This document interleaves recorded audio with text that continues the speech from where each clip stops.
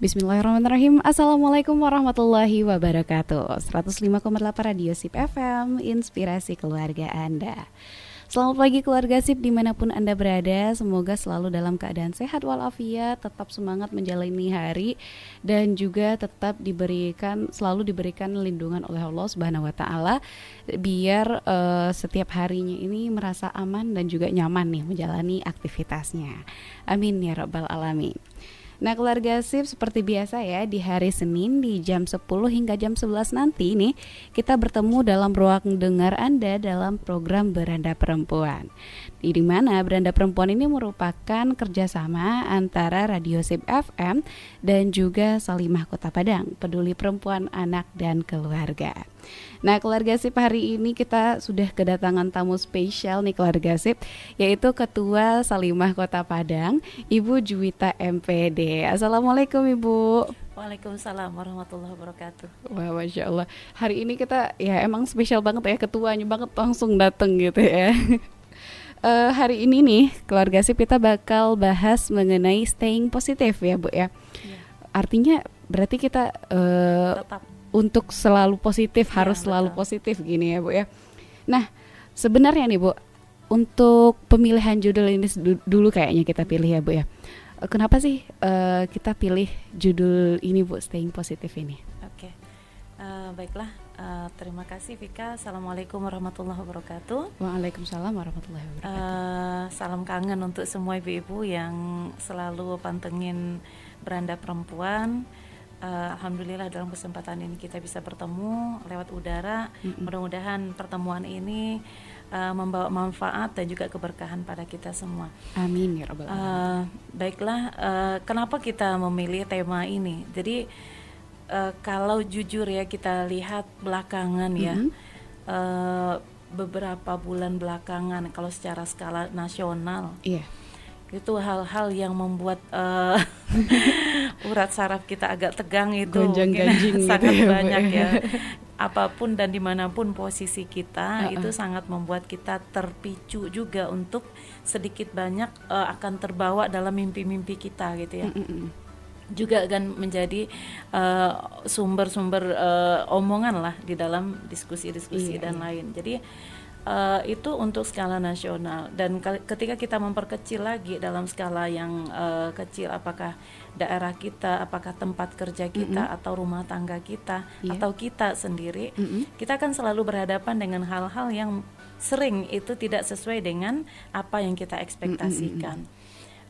Kadang dalam keinginan kita udah bikin planning begini ya, udah punya rencana begini, tapi Allah yang menentukan dengan pola yang lain. Kadang bisa jadi ada aja makhluk lain yang membuat itu jadinya tidak sesuai dengan rencana. Nah ini otomatis akan memberikan efek-efek negatif terhadap diri kita. Apakah secara kejiwaan, secara pikiran kita, atau impactnya nanti ke tubuh kita juga. Nah ketika kita hidup di zaman yang sangat gampang kita akses informasi begitu ya, akan sangat gampang pula emosi kita akan terbawa dengan kondisi-kondisi seperti itu. Apalagi kalau seandainya memang di lingkungan kita, apakah di dunia nyata atau di dunia maya ya, banyak yang memberikan aura-aura negatif, itu akan sedikit banyak akan membuat kita pun akan terbawa ke sana. Nah ini yang akan membuat kita akhirnya perlahan-lahan bisa berubah, tidak lagi seperti kita yang dulu mungkin lebih baik, akhirnya menjadi lebih tidak baik, dan ini tentu tidak kita lakukan. Nah mungkin dalam kesempatan ini kita ingin ada kita saling mengingatkan. Kenapa? Karena jujurnya kita nggak bisa mengontrol kan. Kita nggak bisa mengontrol apa yang akan terjadi, jangankan besok ya, yang setelah ini aja kita nggak tahu. 1 detik kemudian kita nggak tahu ya Bu. Betul.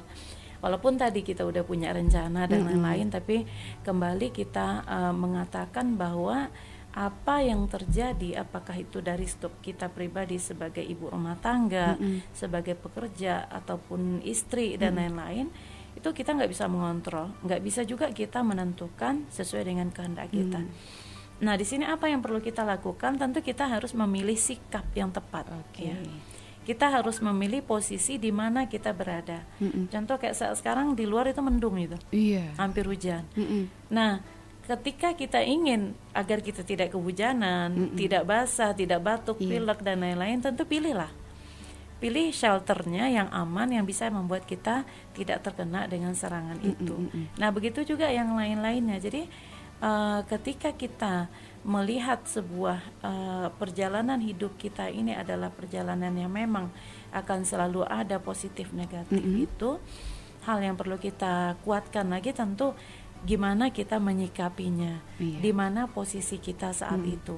Apakah kita mencari perlindungan atau kita justru mencari tempat yang tidak aman, yang akan membuat kondisi kita secara psikis ataupun fisik itu akan menjadi lebih buruk. Nah, di sini perlunya kita untuk memilih tema ini, dan perlu rasanya kita untuk saling mengingatkan kembali ya, agar kita tetap berada dalam suasana yang positif, yang nanti tentu akan berujung pada produktif dan kontributif ya. Nah, itu kira-kira. Oke, berarti dari sepanjang ini nih ya, penjelasannya Ibu, yang Vika tangkap itu adalah berarti dengan kita memilih sikap untuk staying positif ini, kita menjaga diri kita dari downgrade ya tadi ya Bu ya. Betul. Biar kita nggak yang mungkin awal-awalnya kita bahagia untuk memulai sesuatu, tetapi karena kita nggak bisa merawat diri kita, merawat mood kita, merawat psikis kita gitu, akhirnya kita jadi downgrade. Dan ini merupakan sikap yang emang harus kita lakukan ya Bu ya, sebelum ataupun sedang melaksanakan sesuatu.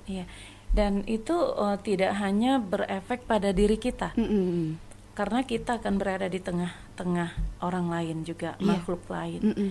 Ketika kita tidak berusaha untuk mengembalikan ke yang lebih baik, ke hal yang positif tadi, yang negatif-negatif tadi, kalau secara langsung atau secara tidak langsung, yang di sekitar kita akan terpapar juga. Kalau kita bicara tentang ibu rumah tangga, itu akan berdampak pada keluarganya, pada suaminya, pada anak-anaknya, gimana dia akan bersikap, berkata, melayani dan lain-lain.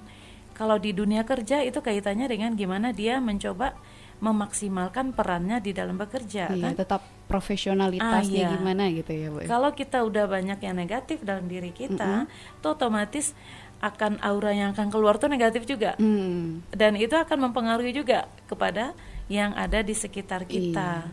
Kan sering kita kadang udah baik nih, ternyata ada omongan yang kurang baik, input yang kurang baik, akhirnya mood gitu kita turun lagi. Jadi berefek juga ke yang lain kayak gitu.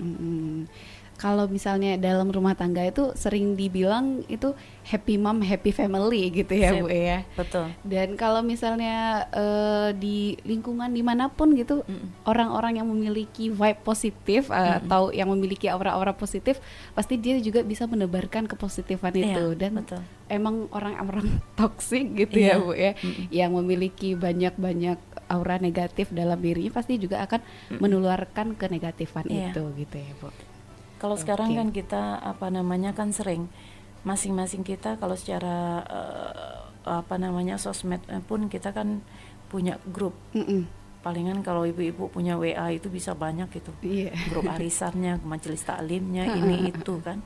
Nah, kalau di dalam itu berkumpul orang-orang yang vibe-nya negatif tadi, tentu akan muncul aura negatif kepada yang lain juga. Kita ikut-ikutan juga gitu ya Bu. Begitu juga ketika yang diposting, yang di-share itu adalah hal-hal yang begitu, tentu akan semakin maju itu justru industri-industri atau orang-orang yang memang meng-create hal-hal yang negatif itu kan. Kenapa? Karena orang-orang yang positif nggak ngapa-ngapain, justru dia terpapar gitu.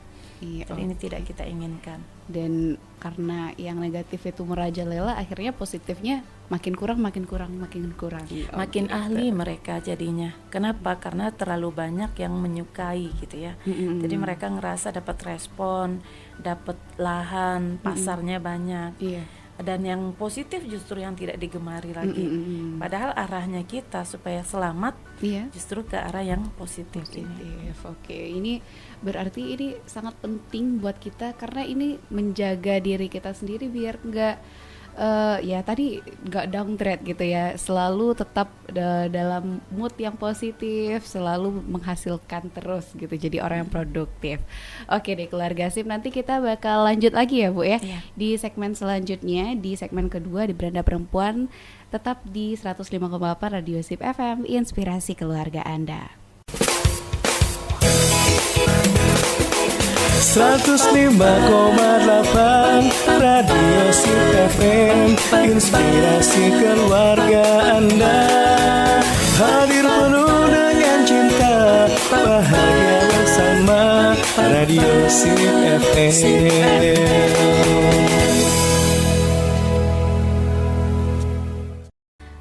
105,8 Radio Sip FM, inspirasi keluarga Anda. Selamat pagi keluarga Sip, dimanapun Anda berada. Nih kita udah masuk lagi ya di segmen kedua dalam program Beranda Perempuan, dimana tadi kita udah ngomong-ngomong, bicara-bicara tentang staying positif nih bersama Ibu Juwita.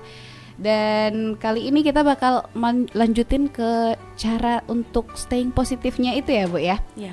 Nah tadi kita udah membahas tentang pentingnya, sekarang kita masuk ke tentang cara gimana biar staying positif. Silakan Ibu.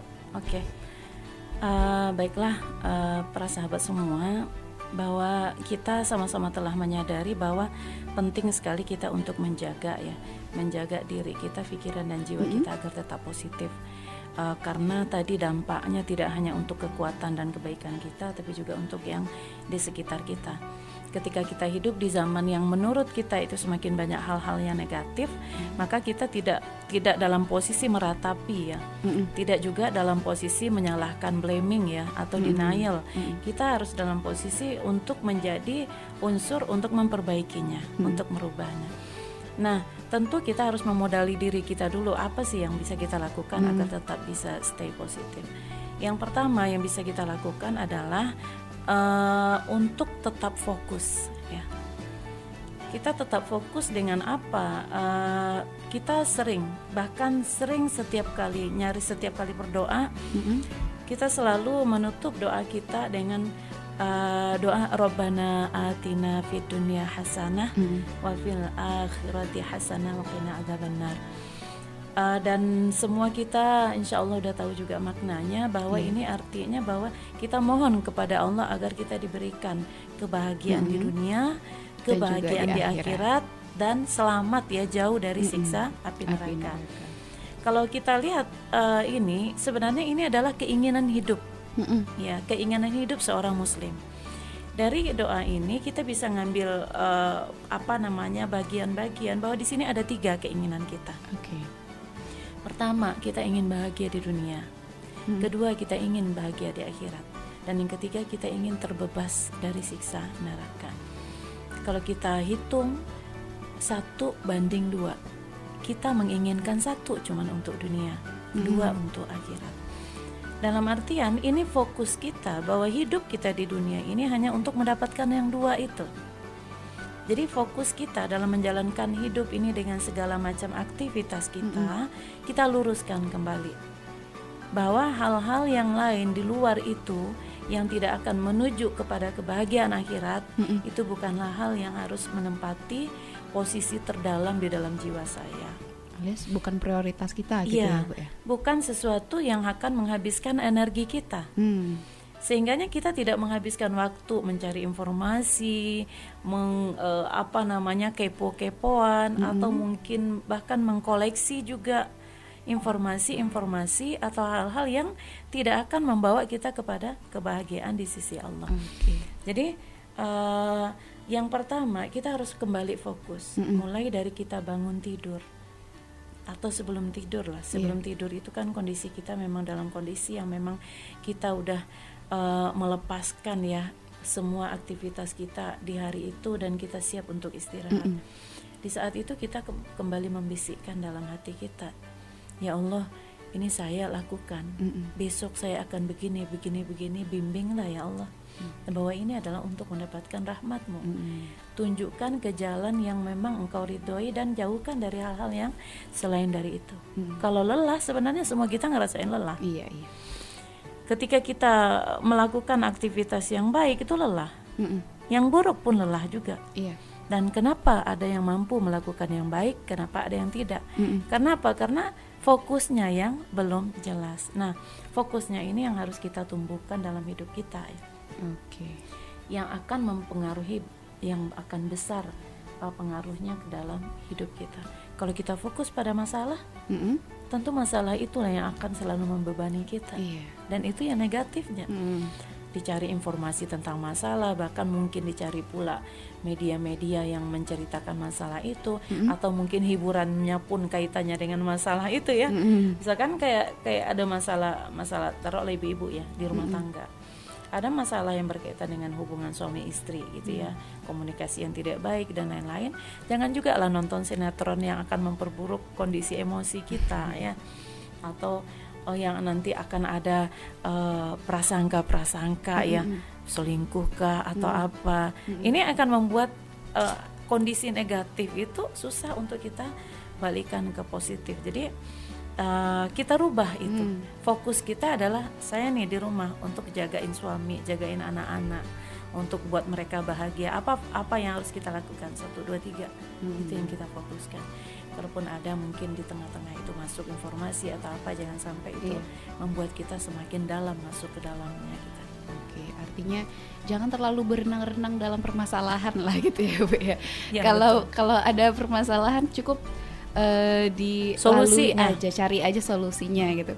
Kalau ibarat kalau kedatangan banjir, jangan berenang di air banjirnya ya Bu ya. Iya, tapi betul. dibuang airnya gitu. Dan untuk fokus ini kita sangat dibantu juga, sangat-sangat ketika kita tadi memahami doa tadi, tentu kita sangat mengharapkan Allah yang akan lebih memandu kita. Kita ingat kisah Nabi Musa ya. Nabi Musa ketika beliau berjuang mendakwahi Fir'aun, seburuk-buruknya ya manusia sepanjang zaman, itu kan jadi cerita ya, jadi ibrah bagi kita semua, bahwa ketika Nabi Musa dikejar oleh Fir'aun dan mentok itu di pinggir laut merah kan, di belakang itu pasukan Fir'aun dengan tentaranya yang luar biasa, di depan itu gelombang laut yang besar, itu kan rasanya nggak ada kita dapat masalah yang sebesar itu ya. Udah berpasrah banget jadinya Nabi Musa. Tapi Nabi Musa nggak fokus pada masalah yang sedang dia hadapi. Beliau hanya fokus bahwa Allah pasti akan memberikan jalan keluar. Pasti karena ini masalah dari Allah, pasti Allah akan menunjukkan jalan keluar. Nah, akhirnya memang Allah berikan jalan keluar itu. Jadi solusi itu nggak kita minta dari siapa-siapa, kita minta kepada Allah. Sama juga kayak kisahnya Siti Hajar ya, ketika beliau mencoba mencarikan makan, minum untuk anak beliau yang masih bayi kan, Ismail. Itu kan beliau, entahlah kalau ibu-ibu zaman sekarang ya, kondisi begitu mungkin udah mati aja lah gitu, mati berdua aja biar nanti masuk berita gitu ya. Bahkan banyak kejadian yang sekarang ya Bu ya. Betul. Orang tua memilih untuk mengakhiri hidup anaknya dan hidup dirinya. Betul. Karena masalah ekonomi, karena masalah dia dengan suami kan. Takut masa depan gitu ya. Betul. Nah, tapi Siti Hajar ketika itu nggak meratapi ini, beliau fokus pada gimana supaya ini solusinya ada. Akhirnya beliau lari kan 7 kali Bukit Syafa dan Marwah itu kan, yang jaraknya lumayan, dengan kondisi habis melahirkan, dengan makanan yang seadanya, Masya Allah. Tapi di saat itulah Allah akhirnya memberikan solusi. Jadi kita di zaman sekarang ini memang untuk fokus menghadapkan semuanya kepada Allah itu memang hal yang berat. Kenapa? Karena sangat banyak hal-hal yang membuat kita itu melenceng dari Allah sekarang. Kita lebih mendahulukan mungkin logika kita, ilmu kita, teman-teman kita, referensi-referensi, tapi tidak kembali kepada Allah. Jadi yang pertama itu fokus kita kembali, kita maunya apa dalam hidup ini, tujuannya apa gitu. Jadi kita menjadikan akhirat itu yaitu salah satunya Allah ya, yang paling utama dalam diri kita, sebagai prioritas paling utama kita, segala-galanya kita serahkan lagi gitu ya Bu ya. Betul. Oke. Jadi kalau kita hidup di dunia ini hanya ibaratnya tidak kita arahkan ke akhirat, kita akan kebablasan. Ibaratnya akan kita ambil aja semua yang enak di dunia ini. Padahal yang enak tuh kadang jadi racun bagi tubuh kita. Mm-mm. Kan sering kita ada orang ngomong mah, permen itu manis tapi mengandung penyakit. Iya. Obat itu pahit tapi menyehatkan. menyembuhkan, menyehatkan. Jadi ketika kita mengarahkan kembali fokus kita hanya kepada Allah, kita tidak gampang untuk melahap semua. Ibaratnya kalau tubuh kita makan makanan yang tidak kita seleksi, itu kan akan gampang sakit. Iya. Nah, jiwa kita juga begitu, pikiran kita juga begitu. Ketika kita tidak menseleksinya, kita tidak pintar untuk mengarahkan dan mengontrolnya, jiwa kita akan sakit juga. Oke. Akhirnya yang akan tumbuh itu adalah tubuh dan jiwa yang sakit, yang secara spiritual dia sakit, secara emosional sakit, fisiknya juga. Iya. Nah, apa gunanya? Gimana kita berdoa setiap saat dengan doa yang tadi kan? Ketika kita tidak melanjutkan doa itu dalam bentuk gimana kita menjaga keseharian kita untuk tetap fokus pada Allah Subhanahu wa taala. Intinya doa harus disertai dengan ikhtiar Iya, juga betul, ya Bu. betul. Kalau kita berdoa ingin menjadi pribadi yang positif tapi tetap bersama-sama dengan orang yang toksik, ya sama aja gitu ya Iya, Bu. betul. Oke. Nah, ada lagi Bu cara selanjutnya nih biar tetap positif gitu Bu? Iya. Jadi yang tadi itu kita fokus ya, kita fokus dengan apa yang kita inginkan dalam Iya. hidup ini. Bahwa sebenarnya kita dalam hidup ini kan semua kita ini pasti menghamba dalam hidup ini. Cuman menghambanya untuk apa? Iya. Kita bisa mendeteksi kita menghamba untuk apa itu ketika kita mengarahkan sebagian besar waktu kita, pikiran kita, semuanya itu untuk apa. Oke. Kalau seandainya kita menyadari itu memang link dengan Allah, alhamdulillah berarti kita hamba Allah. Tapi kalau tidak link dengan Allah, maksudnya Jauh ujung-ujungnya tidak kepada dalam rangka beribadah, berarti kita menjadi hamba yang lain. Bisa jadi hamba materi, uang, hamba jabatan, atau hamba lawan jenis, kan bisa juga. Ketika memang dalam pikiran, dalam ini kita hanya mikirin itu, Iya. sehingganya yang panggilan Allah nggak didengar, yang lain nggak didengar. Jadi ketika kita menyadari kita ini tujuan hidup kita untuk apa dengan fokus itu, kita bisa ngelihat bahwa kita ini sudah jadi hamba Allah atau belum. Oke. Ketika kita mengatakan kita hamba Allah, kita tanya lagi ke dalam diri kita, apakah benar dalam keseharian kita kita menjadikan Allah sebagai Tuhan kita. Kalau kita lihat anak-anak remaja sekarang, anak-anak muda sekarang, justru yang jadi nomor satu bagi mereka itu adalah gamenya. Iya. Atau Iya. gadgetnya gitu. Iya, ya, Bu, ya? gadgetnya. Sehingganya sebentar nggak ketemu gadget itu hal yang sangat-sangat menderita bagi mereka. Ketika gadgetnya baterainya habis, mereka sangat waspada untuk segera ngecasnya Iya. dan lain-lain. Jadi ini yang membuat akhirnya kehidupan kita yang tidak jelas arahnya, tidak jelas fokusnya kemana ya. Padahal kita diajarkan oleh Rasulullah SAW untuk melafazkan doa itu setiap saat. Nggak ada orang yang nggak hafal dengan doa itu lagi. Iya. Itu yang pertama ya. Yang kedua, menata hati. Menata hati dan pikiran kita ya.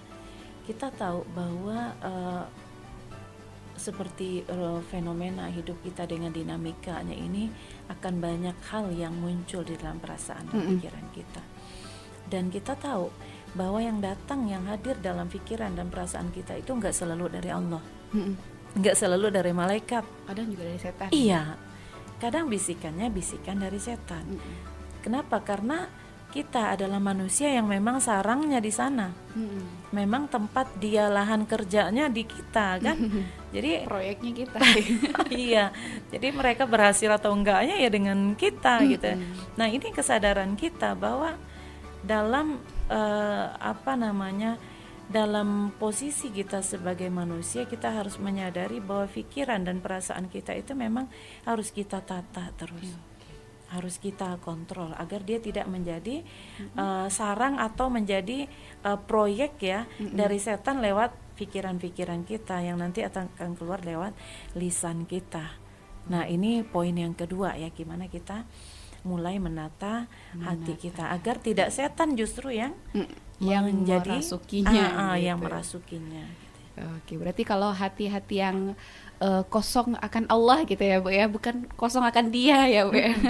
Iya. Jadi ini yang akan berkemungkinan diganggu oleh Iya. setan itu sendiri. Bahwa Oke. kita sebenarnya ketika kita nadar hati kita dan pikiran kita ini sebenarnya kan selalu bergerak, Mm-mm.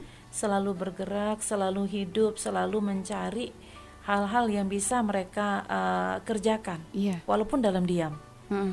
Nah, ini kan ketika kita tidak menyadari ini sebagai sesuatu yang terbuka lebar, Mm-mm. tambah dengan informasi yang udah sangat banyak sekarang, Mm-mm. ketika kita membuka selepas-lepasnya, Iya. tanpa kita atur, tanpa kita tata, nah ini yang berdampak tidak baik. Ini yang berbahaya ketika kita berusaha untuk meluruskannya kembali. Mm-mm. Ibaratnya begini, ketika kita tahu kondisi tidak aman Mm-mm. di rumah lah, Mm-mm.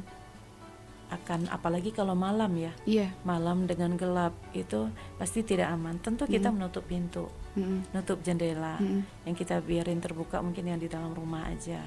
Kemudian hidupin lampu. Iya. Itu kan cara kita untuk menata agar maling nggak masuk, Mm-mm.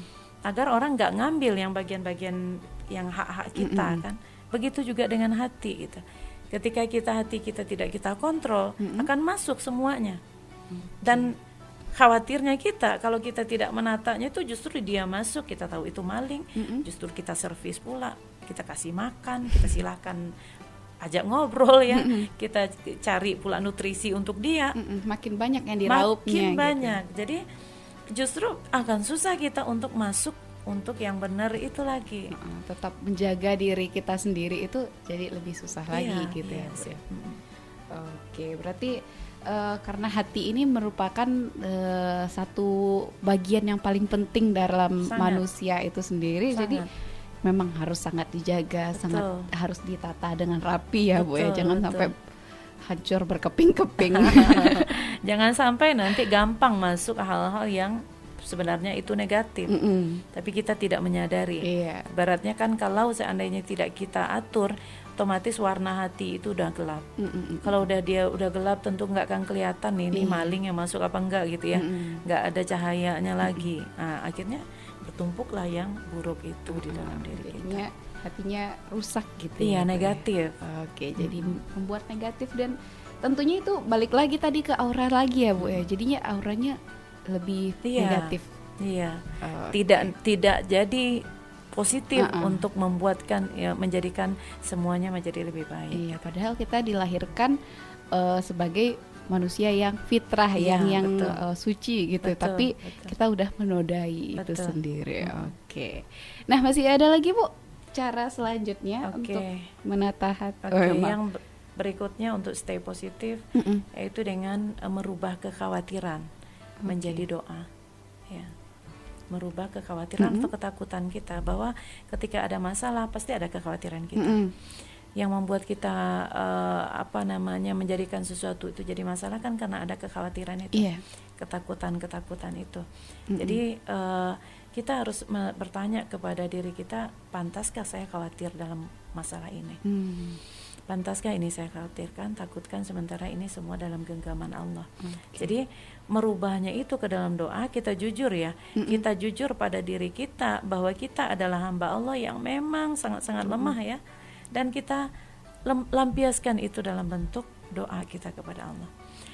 Takut kita miskin, doa kepada Allah dengan ikhtiar juga ya pasti. Kemudian takut kita nggak dapat penghargaan dan lain-lain ya, itu dengan ikhtiar tambah dengan doa kepada Allah. Dan ketika kita berdoa di saat-saat Allah memang menyuruh kita, di saat-saat mustajab ya, habis sholat kita berdoa, kemudian di sepertiga malam kita berdoa ya, zikir doa, itu adalah saat memang Allah akan memberikan kepada kita suasana hati yang tenang. Kenapa? Karena Allah mengatakan kan ala bidzikrillahi tatma'innul qulub, bahwa sesungguhnya dengan zikir, ingat kepada Allah, doa kepada Allah itu hati akan tenang. Jadi ketika hati kita tidak tenang, tanyakan ke diri lagi, udahkah kita melampiaskan atau melepaskan semua itu kepada Allah? Sudahkah kita menjadikan doa kita dengan sholat kita, dengan tilawah Al-Quran kita, dengan zikir-zikir kita, sudahkah kita jadikan itu aktivitas harian sebagai pengobat lara yang kita rasakan? Atau itu cuma sekedar penggugur kewajiban kita aja? Nah, ya itu. Kenapa? Karena ketika Allah menyampaikan bahwa jadikanlah sabar dan sholat itu sebagai penolongmu, kan, bahwa sesungguhnya zikir itu akan membuat jiwa akan tenang, bahwa Allah akan membukakan pintu rezeki dari pintu yang tidak diduga bagi orang-orang yang bertakwa. Keyakinan itu membuat kita melarikan semuanya kepada Allah. Kalau seandainya tidak kepada Allah kita larikan, berarti kita tidak yakin. Kita tidak yakin dengan apa yang Allah janjikan. Dan itu berarti iman kita juga belum purna gitu ya Bu ya. Jangankan kepada Allah ya, kepada orang-orang yang biasa aja kalau kita tidak yakin, kita tidak akan dapat. Kalau kepada Allah kita harus yakin dulu. Bahkan Allah menguji dulu, ini beneran apa enggak gitu ya. Nah setelah itu baru Allah akan memberikan kepada kita, lah inilah solusinya di saat kita memang udah total. Seperti contoh tadi ya, contoh para nabi tadi, dan kita lihat juga banyak hal yang dilakukan oleh para sahabat yang mereka dengan keyakinan seperti itu, akhirnya Allah berikan jalan keluar. Bahkan kalau kita lihat dalam sebuah hadis Rasulullah SAW ya bersabda bahwa orang-orang yang menjadikan dunia tujuan utamanya ya, maka Allah akan mencerai-beraikan urusannya. Allah akan mempersulit. Jadi ketika kita ingin agar kesulitan dan ketakutan kita itu hilang, ya kembali kita kepada Allah agar dituntun untuk menenangkan. Karena hati yang tenang itu akan menjadi solusi. Kalau tidak tenang itu tidak akan bisa kita mencarikan solusi dalam masalah-masalah kita. Jadi perbanyak doa. Bahkan Allah marah kan kepada hamba yang tidak berdoa, itu yang dikatakan sombong. Jadi perbanyak doa. Doa nggak harus beruduk dulu, harus ini enggak juga. Sambil apalagi saat hari hujan, itu doa mustajab. Saat dalam perjalanan, kemudian saat kita dalam keadaan memang tertekan atau apa, itu doanya luar biasa itu. Sangat mustajab gitu ya. Sambil gitu misalnya itu Rasulullah ketika diam pun beliau berdoa, ketika beliau mengenang-enang ke langit itu sambil melafazkan doa. Ketika kita ngerasa memang ada ini, doa supaya Allah memberikan ketenangan itu. Nah tadi Vika ada pertanyaan nih Bu. Tadi kan Ibu bilang nih merubah kekhawatiran itu dengan cara kita berdoa. Nah pertanyaannya Ibu, apa aja sih yang sebagai seorang muslim nih yang boleh kita khawatirkan? Iya. Ketika kita Ibu pernah dulu ikut dengar ceramah Ustadz ya. Secara simpelnya Ustadz jawab begini, yang kita khawatirkan adalah ketika kita tidak bisa masuk surga. Itu doang. Tapi implementasinya dalam kehidupan kita adalah, kalau surga kan nanti ya, setelah kita meninggal dulu kan, bahwa yang kita khawatirkan adalah ketika kita jauh dari Allah, ketika kita bermaksiat, ketika Allah tidak memanggil kita. Kadang kan kita ada namanya istilahnya istidraj itu kan. Kita ngerasa lempeng aja hidup ini, dapat semua aktivitas lancar, cita-cita tercapai, ekonomi lumayan gitu kan. Tapi ketika Allah nggak memanggil kita, itu tandanya Allah sedang lari dari kita, Allah tidak bersama kita. Nah ketika kita sebagai muslim yang kita memang peduli ya dengan iman kita, itu hal yang sangat kita khawatirkan. Nah merembes kalau kita semakin ke dunia, semakin dalam kita hidup di dunia ini, ibaratnya kita begini. Ada seorang ulama mengatakan ibaratnya kita ini di dunia ini kayak sedang berlayar. Perahu kita, diri kita ini ibarat perahu yang sedang berlayar. Kita berlayar itu kan di permukaan, bukan di dalam. Nah kalau seandainya kita masuk ke dalam, jatuh, tenggelam dan makin ke dalam, itu akan semakin banyak hal yang membuat kita susah lagi bangkit. Akan semakin banyak hal-hal yang kita khawatirkan itu justru ketika kita berada di dalam. Tapi ketika kita berada di luar, kita akan menyaksikan. Ketika kita berada di permukaan ya, kita akan sampai ke tujuan, kita akan lanjut dengan cita-cita kita tanpa ada masalah-masalah. Jadi semakin kita lupa akan Allah, semakin banyak kita masuk ke dalam dunia ini, kekhawatiran itu akan semakin banyak ABC-nya. Dan khawatir yang lebih kita khawatirkan ketika kekhawatiran itu tidak sesuai dengan apa yang harusnya. Mengkhawatirkan dunia, hal yang besok akan terjadi, yang semata-mata itu hanya masalah-masalah materi, tapi tidak pernah mengkhawatirkan ini ibadah saya gimana sih, ampunan saya, dosa saya gimana. Nah ini yang justru yang kata Allah dalam hadis ini lewat Rasulullah, akan mencerai-beraikan urusannya ya, dan menjadikan kemiskinan atau tidak pernah merasa cukup. Jadi salah ketika orang mencari kekayaan justru lari dari Allah. Masalah ekonomi tapi tidak kepada Allah. Kerja dari pagi sampai malam tapi lari dari Allah. Sholat tidak dijalankan, pas azan tetap juga bekerja. Keliru. Kenapa? Karena Allah mengatakan akan dikasih kemiskinan dan tidak akan mendapatkan harta duniawi melebihi dari apa yang Allah tetapkan baginya. Ya, kalau miskin ya segitu aja. Jadi itu yang perlu kita buka mindsetnya di tengah masyarakat kita, bahwa mencari hal-hal yang menguatkan diri kita itu jangan lari dari Allah. Kembali agar yang positif itu yang diberikan Allah kepada kita selalu. Berarti ya karena memang Allah ini merupakan sumber segala kepositifan gitu ya, betul. Sumber dari segala kebaikan dan juga yang maha sempurna. Jadi kita nggak mungkin kalau kita jauh dari Allah, tentu kita bakal jauh juga dari kepositifan itu ya Bu, betul. ya. Dan kalau kita dekat sama Allah pasti kita bakal berasa positif terus, dan betul. orang di sekeliling kita juga bakal merasakan hal yang sama. Betul. Kalau kita lihat di zaman Rasulullah SAW itu kan kehidupan mereka, kalau secara materi itu kan kehidupan yang kalau kita bawakan sekarang ini menengah ke bawah. Iya. Bahkan di bawah itu lagi, dengan tekanan-tekanan segala macam. Tapi dengan kondisi begitu mereka menampilkan yang positif sampai malah ke zaman kita yang di akhir zaman ini. Bahkan yang mereka wariskan itu adalah kejayaan bahkan. Betul, betul. Yang dikenang sampai nih udah berapa abad kita? 15 hampir 15 abad. Yang seolah-olah hidup dengan kita. Kenapa? Karena positifnya itu dasarnya dari Allah, kekuatannya itu dari Allah, sehingganya disambung terus, diterima oleh hati terus sampai nanti akhir zaman oleh orang-orang yang memang mencari kebaikan itu dari Allah. Nah, kalau kita sekarang mungkin jauh. Kenapa jauh? Karena kita memang jauh juga dari perilaku-perilaku begitu. Kalau sekarang kita lihat kenapa di sekitar kita masih banyak yang begini, masih banyak yang nggak mendengar ini dan lain-lain. Kenapa? Karena aura positif dari diri kita itu pun belum aura yang sebenarnya dituntun oleh Allah. Masih sangat berkutat kita dengan kelemahan-kelemahan iman kita kan. Kadang kita merasa memang baik, mampu untuk memunculkan itu, mampu untuk melepaskan kebaikan itu, dan orang mampu tergerak juga. Kalau tidak, kita juga akan terbawa dengan riuh rendah yang ada di sekitar kita, dan itu yang banyak terjadi ketika kita dominan Muslim. Tapi beginilah kita. Tapi kita ya masih sulit juga gitu ya Bu ya. Oke. Jadi sangat pentingnya staying positif ini ternyata bukan cuma positif sebagai orang yang mungkin terlihat suka berbagi atau suka memberikan nuansa yang menyenangkan bagi sekelilingnya, tapi juga ternyata memang dari dalamnya sekali gitu. Betul, ya Bu ya. Betul.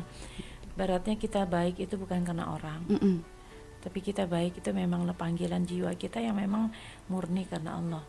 Karena keikhlasan itu yang membuat dia nggak akan tega untuk melakukan yang buruk walaupun orang di sekitarnya buruk. Nah ini yang yang kita semua sedang terus berjuang ya. Kenapa? Karena memang kelemahan kita itu sangat banyak. Keimanan kita ini memang sangat-sangat lemah ya. Sehingganya masih triggernya itu masih dari sekitarnya. Kalau sekitarnya baik juga. Kalau itu agak lemah juga. Jadi memang kita harus kembali gimana kita menjadikan Allah sebagai supporting system kita yang pertama gitu, bukan di sekitar kita.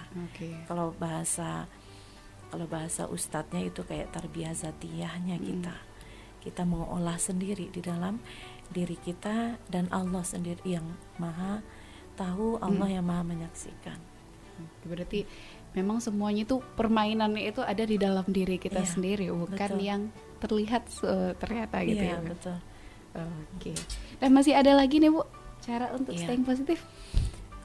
Jadi yang tadi itu, yang berikutnya tadi kan merubah kesulitan ya, merubah kekhawatiran menjadi doa ya.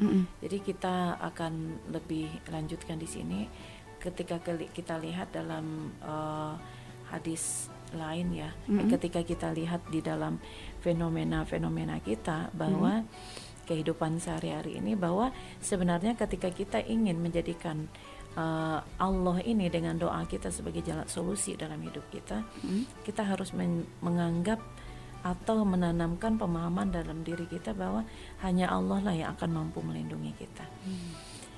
Sehingganya apa yang dilakukan, apa yang diperintahkan Allah itu bagi kita bukanlah sebuah hukuman, bukanlah sebuah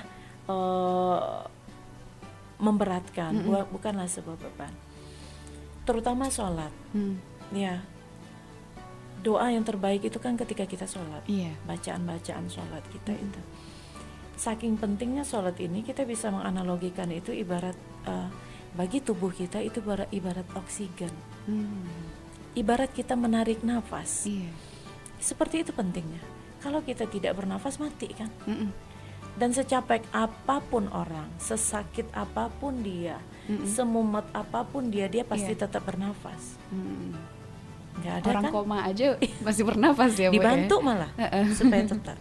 Jadi nggak ada orang yang mau istirahat dulu lah, capek dari dulu udah 18 tahun bernafas gitu ya, istirahat setengah jam, nggak ada. Karena orang tahu itulah sumber kehidupannya. Begitu juga sholat. Bagi diri kita, seorang muslim, sholat itu ibarat oksigen bagi tubuh.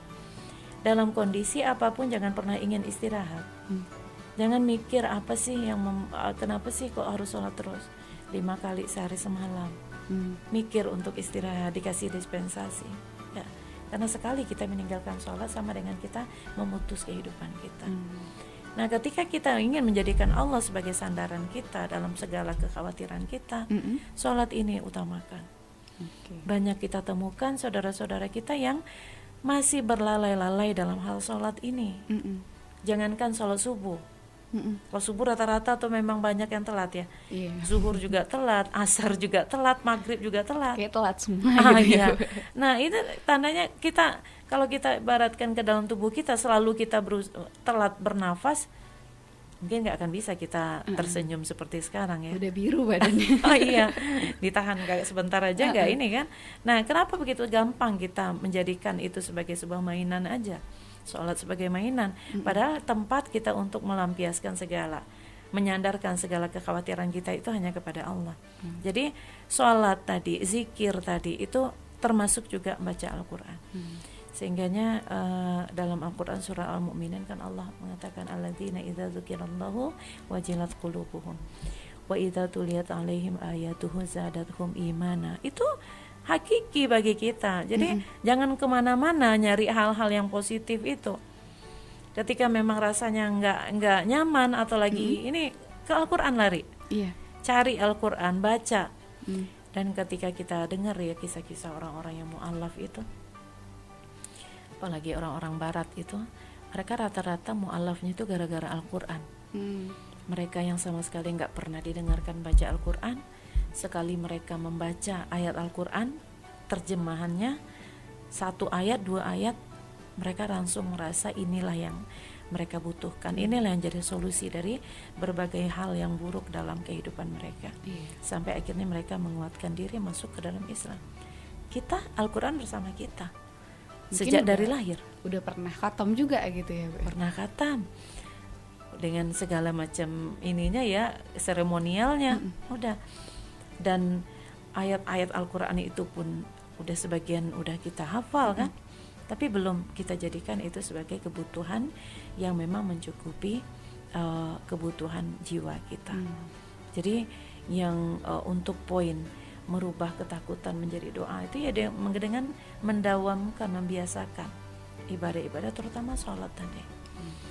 Banyak ketika ibu di sekolah, ibu temukan anak-anak tuh ketika ditanya siapa yang sholat subuh tadi, itu yang angkat tangan boleh dikata sebelah jari ini, sebelah tangan ini aja, terima dengan berbagai alasan. Padahal mereka tinggal sebagian dengan orang tuanya. Gimana? Itu kan kalau orang tua tidak seperti, kita nggak tahu juga orang tuanya sholat atau tidak. Sementara kesulitan itu sangat banyak dihadapi. Tentu negatif aja. Setan yang akan menjadi drive hidupnya kan. Diikutin terus, akhirnya tuh negatif, nggak jadi bisa staying positifnya. Kalau dia sendiri tidak bisa positif, gimana sekitarnya tidak bisa juga dibuat dalam menjadi kondisi positif. seperti itu. Oke, wah, Masya Allah sekali dialog kita di pagi hari ini nih ya keluarga sih, ternyata dalam sekali. Staying positif ini bukan cuma sekedar mencari diri atau aura-aura positif yang bisa kita pancarkan gitu ya Bu ya, tetapi ternyata sebenarnya itu emang harus menyerap sedalam-dalamnya di dalam relung kalbu kita gitu ya Bu ya. Dan tentunya ini harusnya kita sebagai seorang muslim ya, seperti yang dijelaskan tadi ya Bu, aura positif ini tentu harus berawal atau harus berasal dari yang maha mulia, yang maha bersih itu yaitu Allah Subhanahu Wa Taala. Nah keluarga sih nggak terasa nih udah hampir 1 jam dan bahkan udah 1 jam ya kebersamaan kita dalam program Beranda Perempuan kali ini. Dan sampailah saatnya kita dengerin dulu nih closing statement dari Ibu Juwita. Silakan Ibu. Oke. Terima kasih sahabat semuanya. Ketika kita berada dalam kondisi kesulitan, kesedihan ya, kita ingat sebuah hadis Rasulullah SAW bahwa sungguh ajaib ya urusan seorang mukmin itu. Ketika dia dapat nikmat dia bersyukur, ketika dia dapat musibah atau dapat kesulitan dia bersabar. Nah kedua-duanya ini adalah pegangan bagi kita. Ketika kita dapat kemudahan dari Allah, hal-hal yang baik, itu jangan sampai kita lupa. Kita lupa untuk bersyukur, kita lupa untuk merendahkan diri kita kepada Allah. Kita lupa untuk beribadah kepada Allah dan melakukan hal-hal yang akan membuat Allah tetap bersama kita. Dan ketika kita dapat kesulitan kita disuruh bersabar. Bersabar ini pun kepada Allah lagi. Ya, gimana kita bersyukur lagi, kita merendahkan diri lagi kepada Allah, kita juga beribadah kepada Allah. Jadi kemanapun kita pergi intinya ibadah. Jadi bersyukur dan bersabar itu dua-duanya kita lakukan untuk menjadi seorang mukmin, yaitu dengan cara kita mendekat kepada Allah. Cuman beda perasaan hatinya.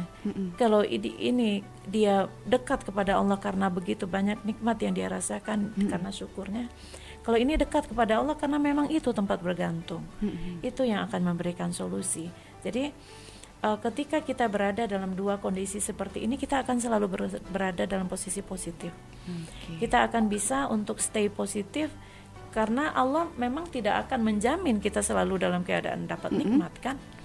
Dan Allah juga tidak menjamin kita ini jadi orang yang menderita terus kan. Jadi ketika kita memakaikan hadis ini, kita akan berada dalam kondisi yang siap aja. Siap ketika Allah memberikan nikmat, kita bersyukur. Siap juga ketika Allah memberikan musibah, itu kita akan bersabar. Jadi kedua-duanya positif bagi kita. Dan mudah-mudahan ini memang menjadi, kalau bagi ibu sendiri ya, itu juga menjadi pengingat kita karena moodnya kita, kondisi iman kita yang bolak-balik seperti ini memang harus kita waspadai terus agar selalu berada dalam kondisi bersyukur atau bersabar seperti itu. Oke, wah, Masya Allah sekali. Yang satu kalimat yang Vika tangkap dari Ibu tadi, yaitu stay positif ini bukan hanya karena nikmat Allah aja, bukan juga karena musibah dari Allah saja, tetapi stay positif ini adalah biar kita tetap siap apapun keadaannya. Masya Allah. Nah, keluarga sip, itu dia tadi pembahasan kita mengenai stay positif. Ya, semoga kita semua tetap bisa selalu fokus untuk menjadi orang yang memiliki aura positif, selalu istiqomah untuk terus stay positif, dan juga bisa kita menata hati dan juga merubah segala keresahan kita menjadi doa kepada Allah. Amin ya rabbal alamin. Nah, keluarga sip, jangan lupa untuk selalu dengerin Beranda Perempuan di jam 10 hingga jam 11 waktu sip di hari Senin tentunya. Dan juga untuk keluarga sip nih yang ketinggalan informasi ataupun pembahasan kita dari awal, bisa banget ya nanti pantengin YouTube kita di Sip Media. Jangan lupa di komen, like, dan juga subscribe. Dan keluarga sip, berakhir sudah kebersamaan kita dalam Beranda Perempuan edisi kali ini. Vika serta Bu Juwita mohon maaf apabila ada kesalahan dari penyampaian, dan kita tutup dengan doa kafaratul majlis. Subhanakallahumma wa bihamdika asyhadu alla ilaha illa anta astaghfiruka wa atubu ilaik. Wassalamualaikum warahmatullahi wabarakatuh. 105,8 Radio Sip FM, inspirasi keluarga Anda. Hadir penuh dengan cinta, bahagia bersama Radio Sip FM.